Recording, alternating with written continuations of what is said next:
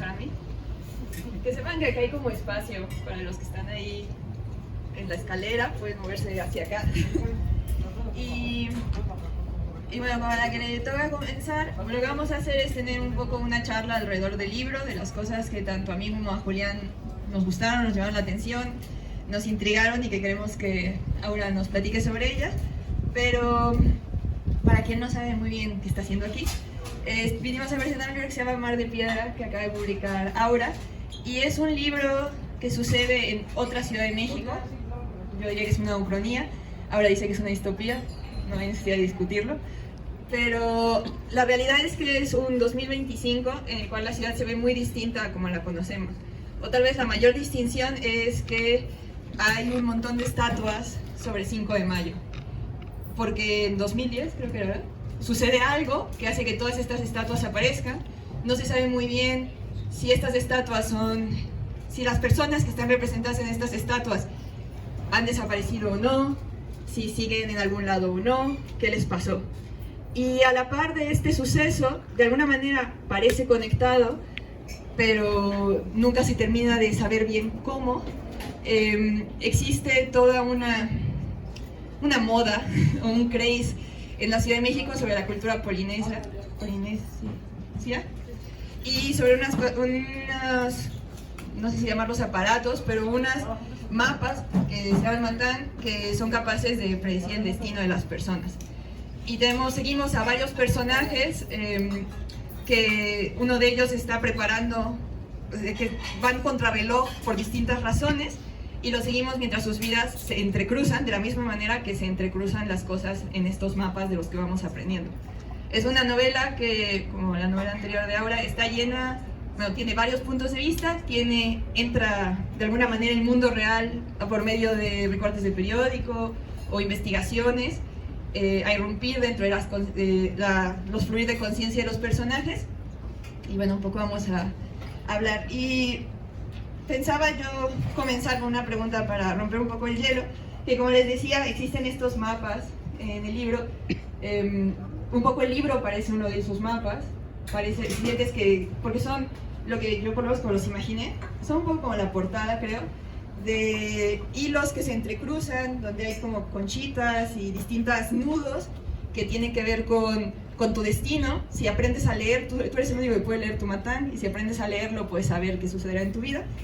Y de alguna forma eso, claro, me llevó a pensar en todas las cosas con las que nosotros nos divertimos pensando en el futuro, y me preguntaba cuál es, bueno, primero, ¿por qué te llamó la atención el Matán? Que un poco lo cuentas al final del libro. Y segundo, ¿cuál es tu relación a lo mejor con las distintas formas en las que pensamos en el destino? Que pueden ser tanto el horóscopo, el tarot, todas estas distintas cosas que, no sé, por lo menos en mi vida han ido creciendo en, no sé si su importancia, pero la manera en la que están alrededor mío. ¿Cuál es tu relación con ellas? ¿Tienes alguna favorita? ¿Alguna que te interese más? Ay, hola, pues primero que nada muchas gracias por haber venido a esta ciudad tan turbulenta. Literalmente el día de hoy estoy muy contenta de poder finalmente presentar esta novela que ya tiene más o menos un mes de existir en el mundo. Y bueno, muchas gracias también a los dos presentadores que estoy muy emocionada también de compartir mesa con ustedes dos. Bueno, pues esta es una pregunta para romper el hielo, pero también para que me pierdan el respeto, yo creo, porque quiero decir que aunque sí siento que hay un componente muy grande como de misticismo dentro de los libros que he escrito, y especialmente en este, yo soy la persona menos mística de este mundo. De hecho, les contaba hace un rato que, de hecho, yo escribí horóscopos por una temporada de mi vida, porque trabajaba en una revista para quinceañeras, y en esa revista escribía todo desde chismes hasta artículos de belleza hasta horóscopos. Y pues lo que descubrí en ese recorrido fue que la mayor parte de las personas que escriben horóscopos, no solamente yo, se inventan los horóscopos. Perdón, tenía que decirlo. Julián me va a desmentir, porque además Julián sí le sabe a otras cosas que tienen más que ver con las cosas reales que sí puede haber, ¿no? Pero entonces yo en realidad soy una charlatana de esos temas, me declaro, ¿no?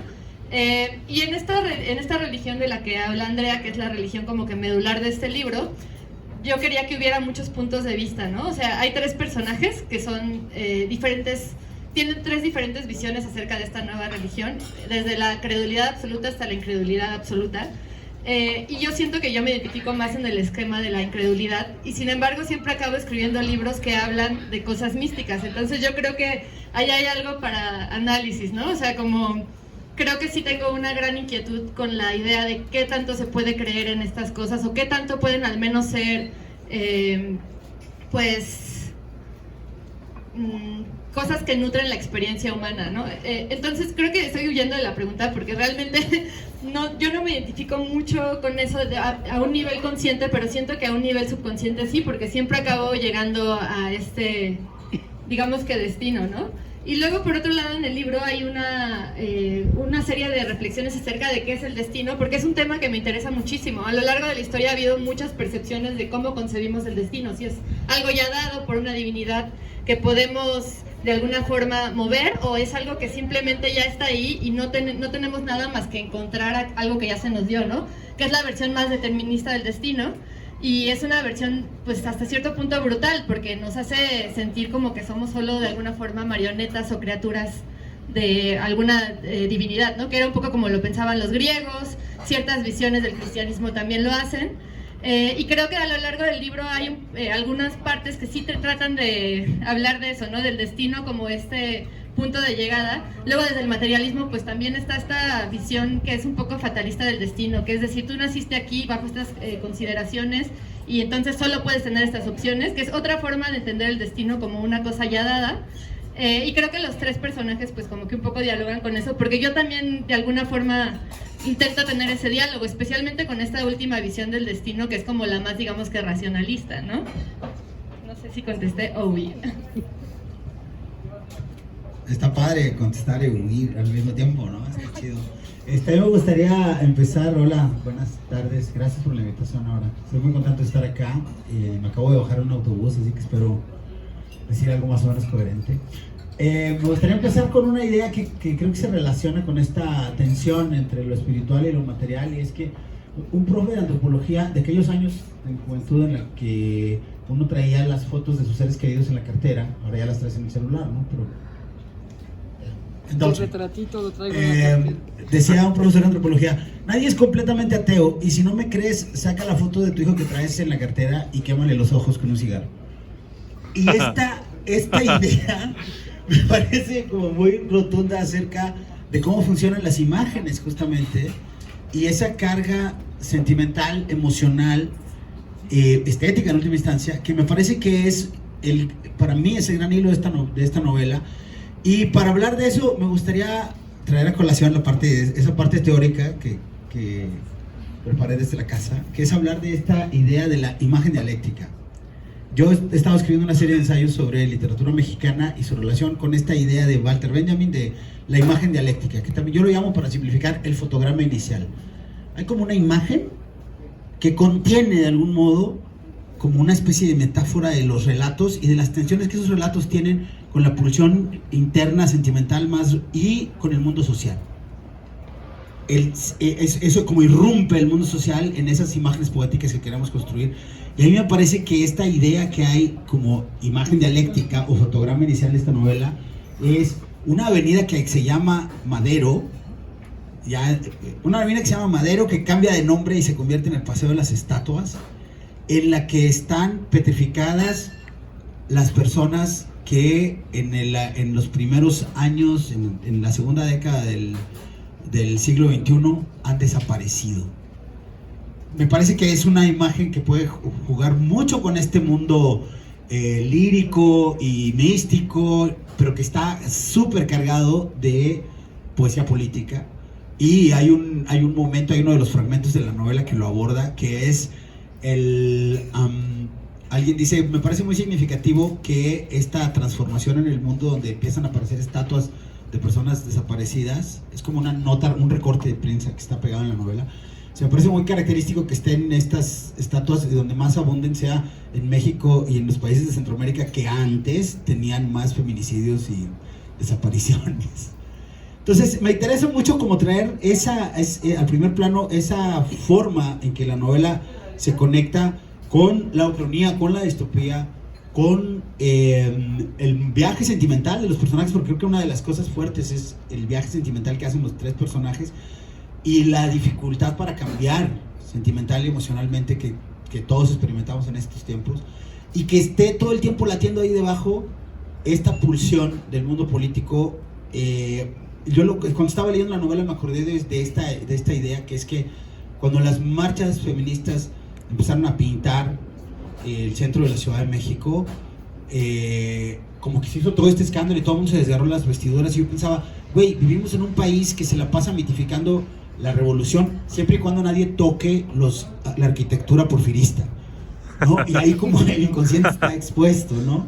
Entonces, a mí me gustaría empezar por ahí a platicar con Aura cómo esta tensión del mundo privado y de la vida emocional, que es lo que domina en la novela, la vida emocional de estos tres personajes, finalmente, y esta, digamos, la tensión con los matangs como objeto plástico, simbólico, está atravesada por esta tensión con una realidad política que no está retratada de manera directa en la novela, pero sí está referida como una pulsión, como una especie de música de fondo. No estoy segura de haber entendido todo, pero lo personal es político, esto es todo. No es cierto. No, pues bueno, para mí primero, empezando por hablar de lo de las imágenes, es evidente que hay imágenes que tienen resonancias más allá de su materialidad, ¿no? Y no solo imágenes, también historias mínimas, no sé, pienso mucho, como por salirme un poco del libro, en algún momento cuando estaba peor, no sé cuándo está peor, no sé si es ahora o entonces, pero cuando Calderón acababa de desatar la guerra contra el narco y era como lo que veías todo el tiempo en las noticias, hubo una noticia de una mujer que inició como un fundraising para ponerle unas patas biónicas a un perro que los narcos le habían cortado sádicamente las patas. Y pues era algo horrible, pero al mismo tiempo como que en ese acto, que era un acto mínimo y que no tenía ninguna repercusión a grande escala para la violencia que se estaba viviendo, pues había algo muy simbólicamente poderoso, ¿no? O sea, era una tontería y al mismo tiempo era algo gigante. Y así como ese acto que pues es de su pequeña dimensión acaba teniendo resonancias mucho más amplias acerca de las cosas buenas que sí tiene pues la humanidad, que creo que son las que nos falta ver, pues también hay otras imágenes que tienen esas reverberaciones que son casi infinitas, ¿no? Y que son de alguna forma como una especie de manera de hacer que el tiempo adquiera una dimensión diferente, ¿no? Que para mí las estatuas en el Paseo de las Estatuas, o sea, en Madero, que yo ya le voy a decir Paseo de las Estatuas así de aquí en adelante, los invito a que lo hagan para que nadie entienda dónde están quedando ni de dónde están hablando. También tiene esa capacidad de hacer una imagen tan tornasol que permite muchas interpretaciones, que es lo que hacen varios de los personajes en el libro, ¿no? Cada uno tiene una interpretación diferente. A mí me gusta mucho que los libros que escribo permita que quien los estén leyendo tenga su propia conclusión y que sean conclusiones que nadie te pueda desmentir por completo, ¿no? O sea, que puedas como decir, es esto, y alguien más puede decir, no, es esto por esto. Porque se me hacen los libros que a mí me gusta leer, son los que me dejan muchas preguntas o me dejan muchas intuiciones interesantes. Creo que las imágenes dialécticas son aquellas que permiten esa cantidad de reflexiones alrededor de ellas y que no permiten una respuesta del todo descifrable, unívoca, pero que sí te hacen sentir algo. Y para mí la imagen de las estatuas es algo que inevitablemente te hace sentir algo, sea de personas petrificadas o sea de personas que sí desaparecieron por algún motivo. No hay manera de que una imagen tan poderosa como un lugar que tú consideras tu propia geografía, especialmente para las personas que hemos habitado, aunque sea por un tiempo, esta ciudad, esté del todo de esa manera desfigurado. Y también me parecía muy importante dentro de esto mismo, que ya no que tiene que ver con la imagen, pero también con otras cosas, es el cambio de la geografía. Creo que la geografía, al igual que otras cosas con las que convivimos cotidianamente, tiende a ser obviada o incluso ignorada hasta que hay algo que la corrompe por completo, ¿no? Hasta que pasa algo muy grande que la cambia, ¿no? Ya sea alguna cosa tan terrible como un terremoto, perdón por hablar de terremotos en septiembre, o en el caso de esta novela, pues existe este fenómeno que hace que toda la Ciudad de México tenga que reconfigurar su geografía. Y a mí me parecía muy interesante también pensarlo desde ahí, desde lo que creemos ya dado, que acaba por moverse porque no hay manera de seguir viendo a los ojos la violencia, que ya puede ser la violencia de una persona desaparecida, pero también la violencia de una persona que decide terminar su vida, que también es violentísimo, ¿no? Es sentir que el mundo no te permite las posibilidades de, pues, cambiar y tiene todo que ver con los tres personajes, ¿no? Si sientes que el mundo no te permite la posibilidad de cambiar, ya sea de estado, digamos que social o de estado psicológico, pues ¿qué te queda? Y entonces ahí es donde entra el tema del destino. ¿Qué es el destino? ¿Es algo que te permite cambiar? ¿Es algo que puedes malear con tus decisiones? ¿O es algo que ya está dado y que no tiene escape? Entonces creo que todo eso para mí era se podía condensar en una serie de imágenes, ¿no? Por un lado, en las estatuas, por otro lado en los matangs, porque tienen que ver con tu destino, con la idea de que puedes o no cambiarlo, y con los resultados que puede haber, ¿no? La variedad de resultados. Y luego también tenían que ver, son dos cosas que me gustan mucho porque son muy físicas, no son como estas elucubraciones filosóficas acerca del destino, sino son cosas que puedes tocar, que puedes ver. En el caso de las desapariciones o de las petrificaciones, son estatuas, puedes ir a verlas, puedes estar frente a ellas. ¿Qué significa poder estar frente a la estatua de alguien que desapareció?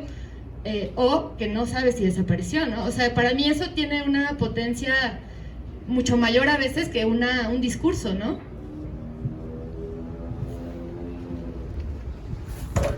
Ya entrados en el tema, y además me falta la geografía que yo confundo para las veces. De alguna forma, al decidir colocar a estos, no sabemos si desaparecidos o no, como una estatua, violas un poco lo que quiere decir ser un desaparecido, ¿no? Un desaparecido es alguien que deja de tener rastro y de repente los tienes. De alguna forma hay un cambio de estado, se materializan en esta figura que ya no puede cambiar, que habita este paseo.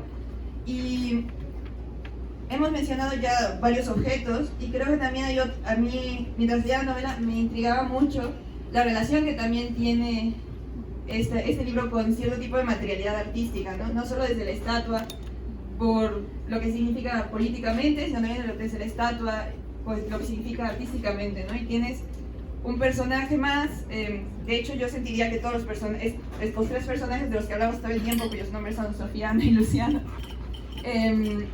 todos esos personajes están de alguna manera perseguidos por fantasmas, ¿no? Por sus, no sé si uno podría decir desapariciones, pero por gente que les falta de distintas formas y por maneras en que su pasado, así como las estatuas de alguna manera en el paseo han materializado a gente que ha desaparecido, ellos siguen cargando con estas desapariciones, da igual si están o no ahí puestas, ¿no?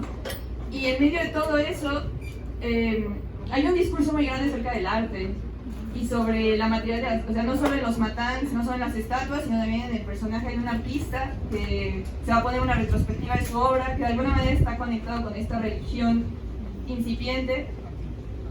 Y yo me preguntaba mucho cuál era tu relación, o sea, creo que es fácil como escritor querer escribir sobre escribir, ¿no? Y querer escribir sobre lo que hacemos y pensamos. Y a veces una de las salidas parecería, bueno, vamos a no escribir directamente sobre escribir, sino sobre otra cosa que sea igual de creativa. Pero es verdad que el arte plástico tiene una materialidad muy distinta que la nuestra, ¿no? Entonces me llamaba la atención también cuál es tu relación con las artes plásticas, de qué manera, porque parece uno de los personajes se dedica a hacer, ¿cómo se llama esto? Historiadora del arte. Ya, Sofía. Sí. Es historiadora del arte y de alguna manera se nota, tu gran conocimiento y a lo mejor / obsesión con lo que quiere decir pensar sobre el arte y considerar, no sé como escritor, ahorita que decías que decía Julián, ¿no? Que uno no puede ser ateo por las imágenes. Yo no sé, yo también me considero atea, pero yo no sé si uno puede ser completamente ateo y hacer ficción a la vez, ¿no? Y decidir dedicar tu vida a hacer ficción. Entonces, pero lo que nosotros hacemos tiene esta idea de algo que nunca llega a tener materialidad más allá de este libro, ¿no? Entonces, la obsesión por algo que sí es material, como una estatua, como un cuadro, que tiene otra relación. ¿Cuál es tu relación con eso? ¿Por qué está tan presente en el libro? Bueno, pues creo que en parte la respuesta tiene también que ver con la manera en la que escribo libros. O sea, yo de verdad sí pienso en los libros como objetos siempre. No los pienso solamente como pues palabras que pueden flotar en el éter. De hecho, por eso no me encantan los audiolibros míos. Los de otras personas sí me encantan, pero los míos no, porque cuando estoy escribiendo siempre estoy pensando en cómo se va a reflejar el texto en la página. Y eso creo que sí tiene que ver con que pues yo en algún momento quise ser artista plástica y luego lo abandoné rápidamente porque no sé por qué. Pero creo que sí me quedó una obsesión por la imagen y cómo trabajar con la imagen para que los textos de alguna forma tengan una sensación más tridimensional, ¿no? Como es tan solo una ilusión, hay que decirlo, porque pues al final un texto es esa cosa que tienes en una página y ya, y es más plano que nada, pero también me gusta la idea de poder crear una sensación de un mundo tridimensional, que se puede crear de muchas maneras, pero a mí me gusta la idea de intentar hacerlo mediante recursos metatextuales.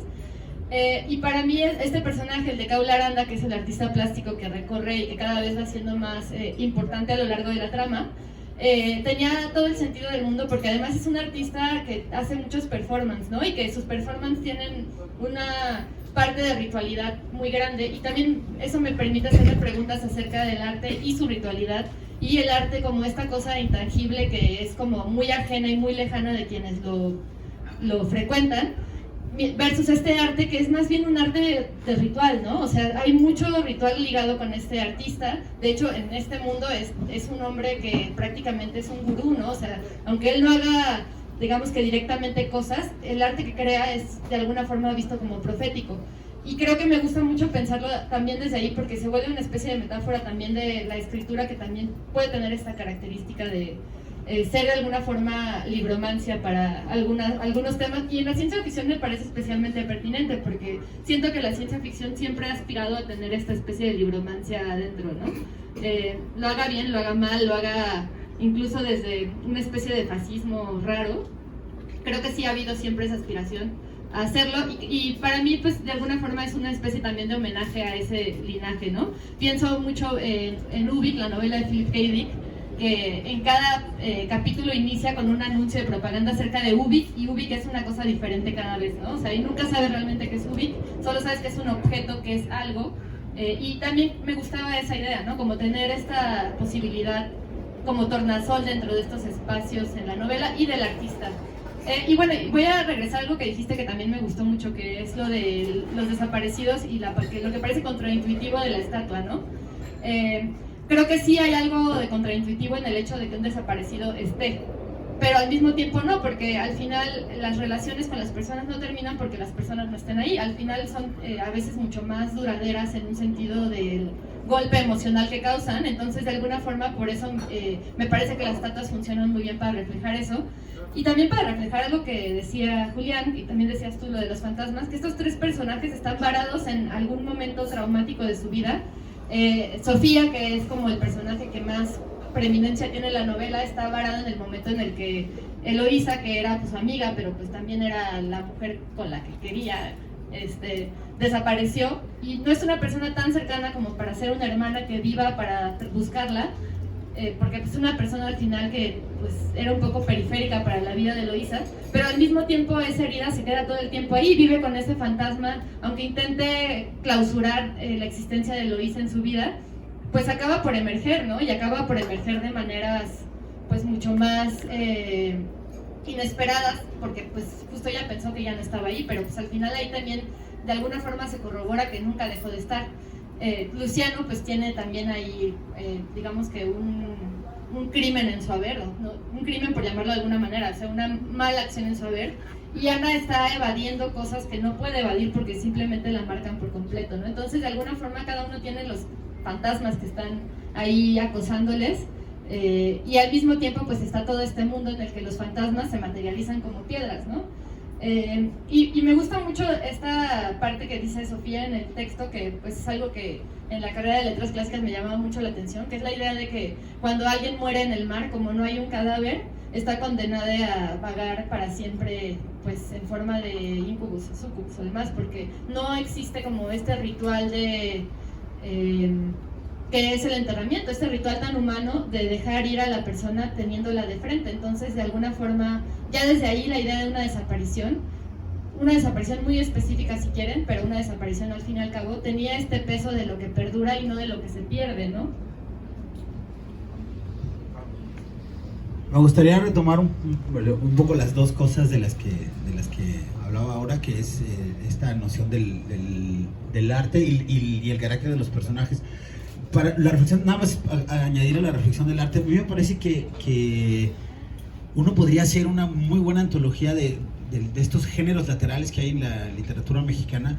Uno podría hacer una muy buena antología de objetos de arte que no han existido como objetos, ¿no? Que están representados como literatura, y creo que esa tensión de esta novela también como que se hace eco de esa necesidad de la literatura mexicana de trasladar, de construir esas conexiones.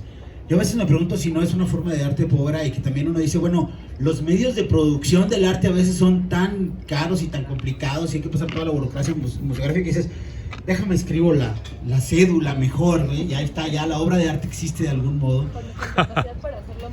También eso, pero también visto que estaría padrísimo, como yo ahora también leyendo la novela pensaba, estaría poca madre que alguien dijera, déjame monto una exposición que sea esta novela, ¿no? Como desplegar la novela sobre una sala, porque creo que hay muchos momentos distintos, y esta idea de collage y de instalación y por supuesto de las esculturas, ¿no? Creo que sería una exposición poca madre, y de algún modo funcionaría independientemente de todo el relato. Pero regresando a los tres personajes, a mí me gustaría preguntarte ahora cómo trabajas en la construcción de los personajes. Hay cosas que para mí fueron como muy específicas de encontrar en los personajes, más allá de lo que sabemos que los personajes tienen y esta idea de si cambian o no, y el deseo y la obsesión, cosas más específicas que tienen que ver con cómo hacer que los personajes vivan independientemente de la voz autoral, teniendo características propias cognitivas de ver el mundo. Entonces, noto estas tres cosas. Una, Luciano todo el tiempo está viendo personajes secundarios. Hay un momento en el que, hacia el principio de la novela, se asoma por la ventana y ve como la refaccionaria de enfrente, y tiene como toda una opinión sobre el tipo de la refaccionaria de enfrente.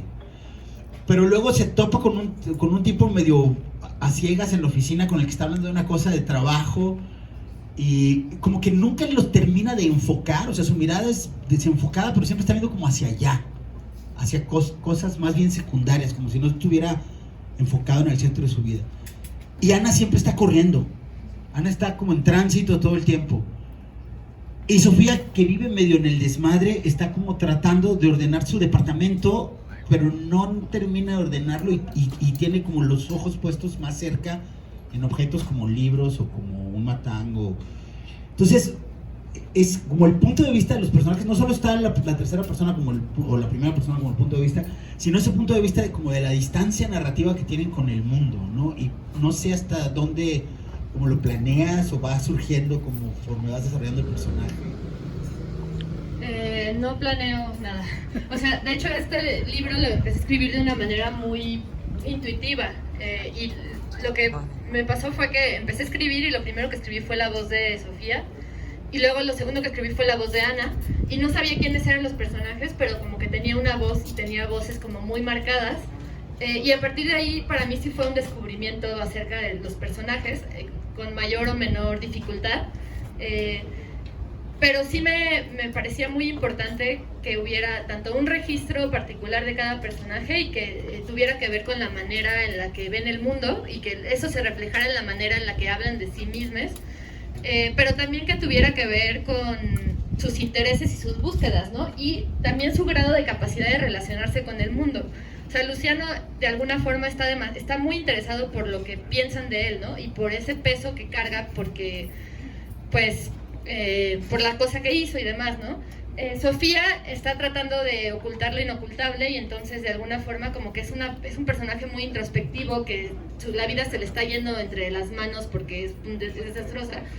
Y Ana lo único que quiere es huir, ¿no? Es huir de pues, lo que le ha pasado. Entonces de alguna forma pues eso no está simbolizado, sino que simplemente es corre y corre y corre y no logra escapar de lo que quiere escapar, porque lo que quiere escapar es algo que más bien tiene que confrontar, o que no sé si confrontar, pero pues no puede, es algo de lo que no puede escapar corriendo.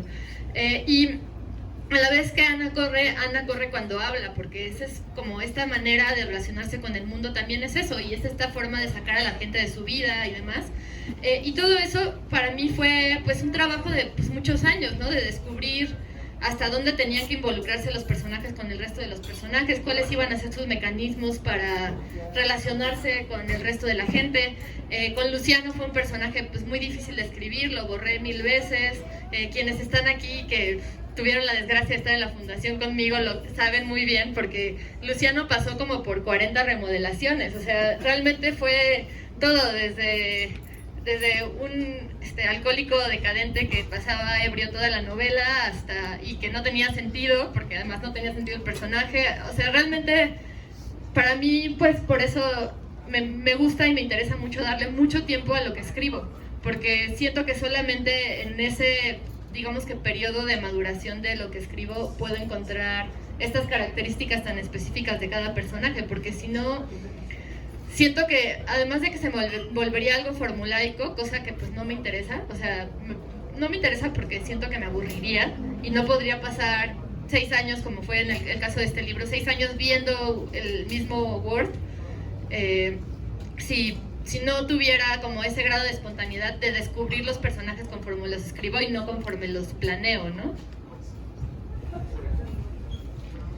Hablando de tu proceso, que es algo que me obsesiona hablar de ese tema, marqué desde que lo leí un pedacito en la 212, en la que Sofía, este personaje que a lo mejor llegó primero, como que dices que llegó primero, está trabajando, va a ponerse a trabajar y de alguna manera habla de cómo toma el vino, cómo que se oye a su alrededor, y entonces dice una frase que subrayé que dice: cierra los ojos y se lanza a intuicionar. Así lo piensa, con esa palabra inexistente, y ríe un poco antes de volver a abrirlos. A ver, intuicionamiento, no me falles.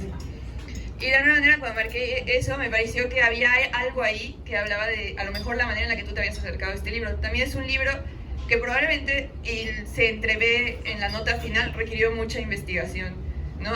No solo se ve en los dispositivos metatextuales que hablan acerca de Polinesia y que hablan sobre el viaje, este viaje que también recorre la novela, de cómo llegan los matangs y cómo llega esta religión a la Ciudad de México, iba a decir a nosotros, pero a la Ciudad de México, y vamos a fundar la religión aquí y ahora. Y de alguna manera me preguntaba sobre este proceso de intuicionar, este proceso de escribir y este proceso de investigar, de escribir un libro que también requiere mucha investigación y requiere que esa investigación y luego la transformes. Hablabas ahora de la ciencia ficción, hemos ya soltado las palabras ucronía, distopía, de esta idea de crear algo, un lugar que es muy parecido y que no existe. También hablabas, por ejemplo, de esta idea de cambiar la geografía de un espacio conocido, ¿no? Que a mí es una de las cosas que más me gusta de la ciencia ficción, y sobre todo de la ciencia ficción que puedes colocar en tu entorno, ¿no? Por ejemplo, en la Ciudad de México, que es esta capacidad que tiene de crear un gran extrañamiento en quien conoce el entorno. Entonces tienes una conversación con las personas que tienen ese entorno tan íntimamente como tú y les dices, es que es casi lo mismo, pero no es, ¿no? Y en esos lugares donde no es donde quiero que te fijes para que pienses que nuestro mundo es igual de raro que el que yo te estoy planteando, ¿no? Y entonces me pregunto cómo toda la investigación que casi siempre se tiene que hacer en este tipo de libros, cómo entra luego a formar parte de ese mundo que no es del todo el nuestro, ¿no? Y cómo funciona ese proceso, y qué tanto esta cita de Sofía, que yo pensaba que tenía que ver con tu proceso, si es así.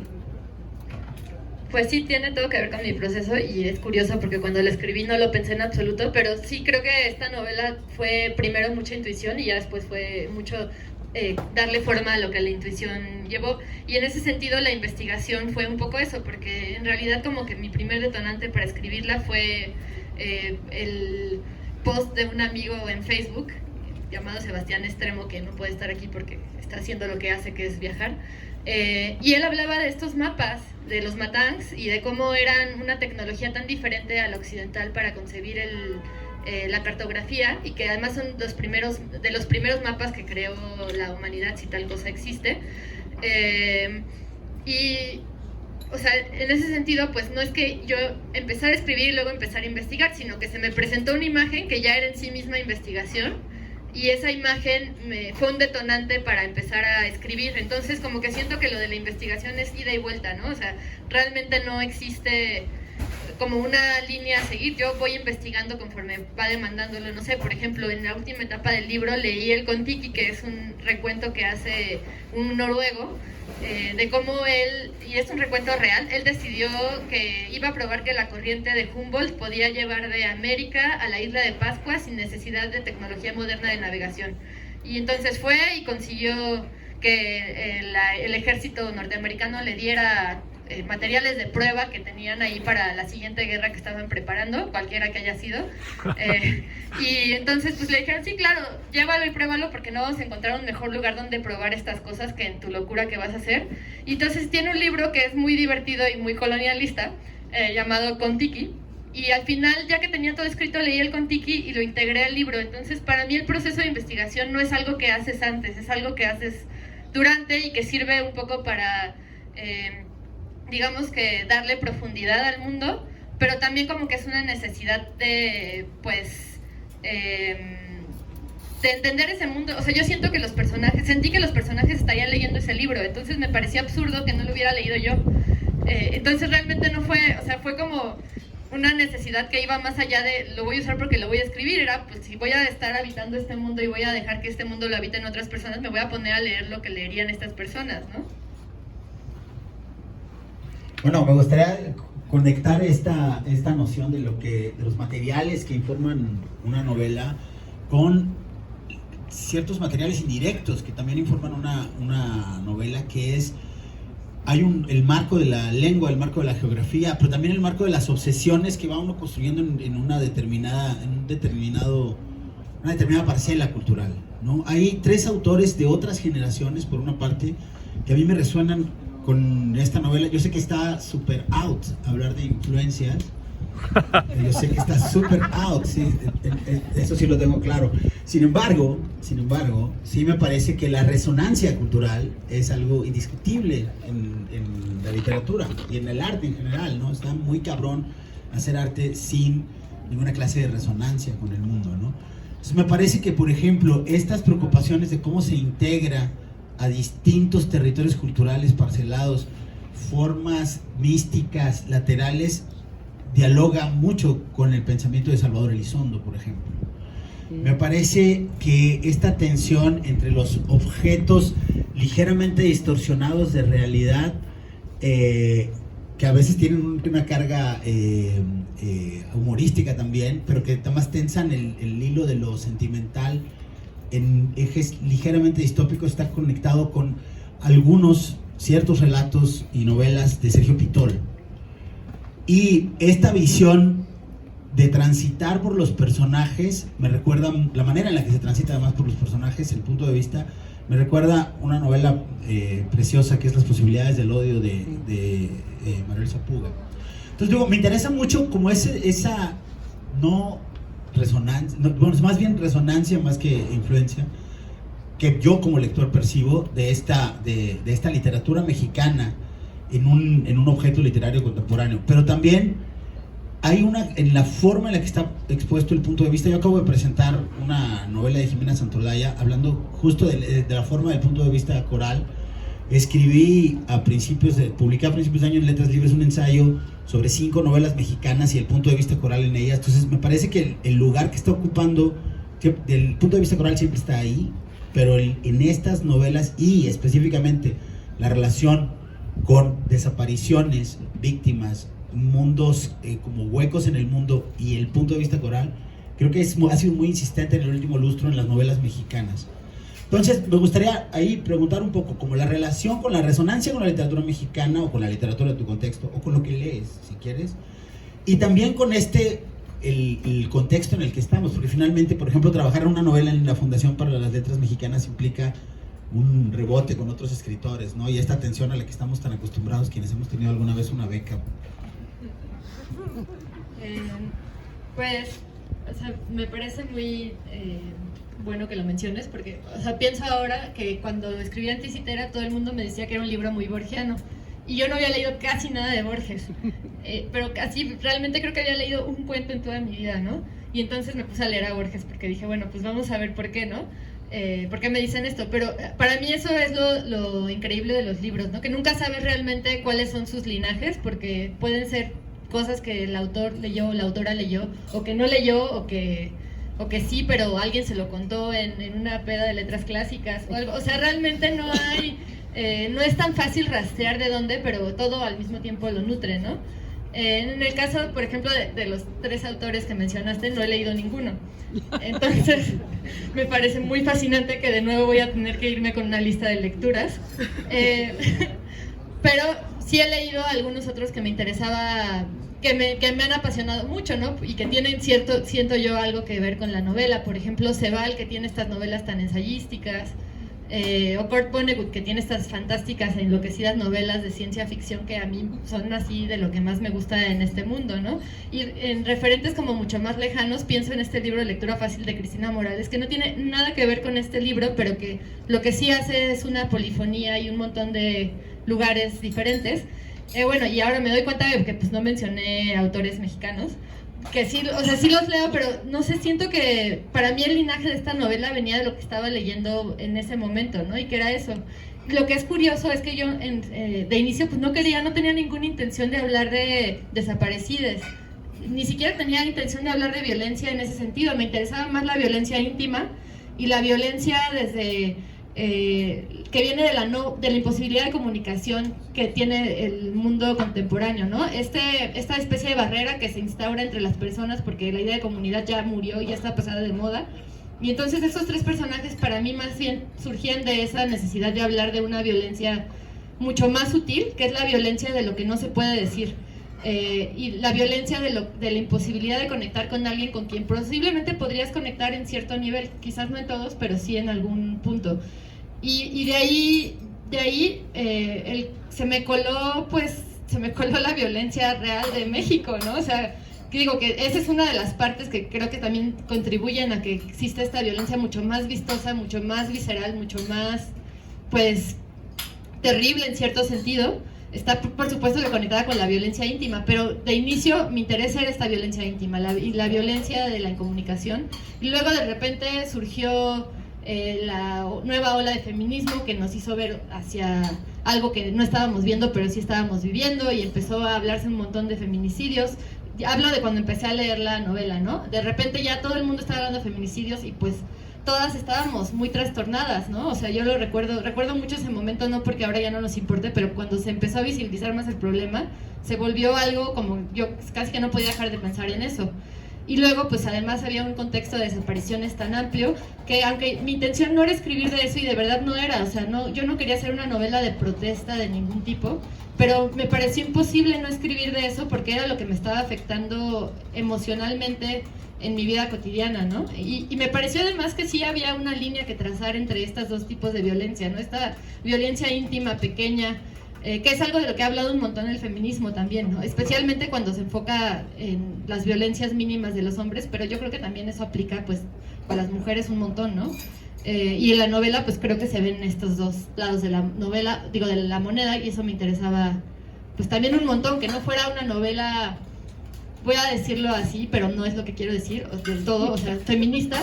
O sea, no quería que fuera una novela que se enfocara solamente en la violencia de los hombres, porque me interesaba que fuera un mundo tan complejo que reflejara pues la violencia en general, la violencia íntima en general. Creo que me escapé de tu pregunta muchísimo, pero sí, pero bueno, es que sí, o sea, sí tenía, bueno, lo de la violencia me llamó mucho la atención, porque creo que ahí también hay una cosa muy rara entre el proceso de la escritura, ¿no? Tú empiezas escribiendo por algo y terminas escribiendo otra cosa, o al menos a mí me pasa eso con frecuencia. Tu detonante no es necesariamente lo que va a suceder con lo que estás escribiendo. Si hay algo, como decía Andrea, de mística ahí, pues por eso uno no puede ser del todo ateo, porque pues existen estos procesos cuasi mágicos de la creación en los que no sabes realmente cómo están conectándose los puntos, pero en esa conexión acaban surgiendo cosas muy poco pensadas y muy a la vez que tienen un montón de lógica ya que lo ves en papel, ¿no? O sea, y no sé qué hora sea. No creo que... Sí. ¿Quieres cerrar?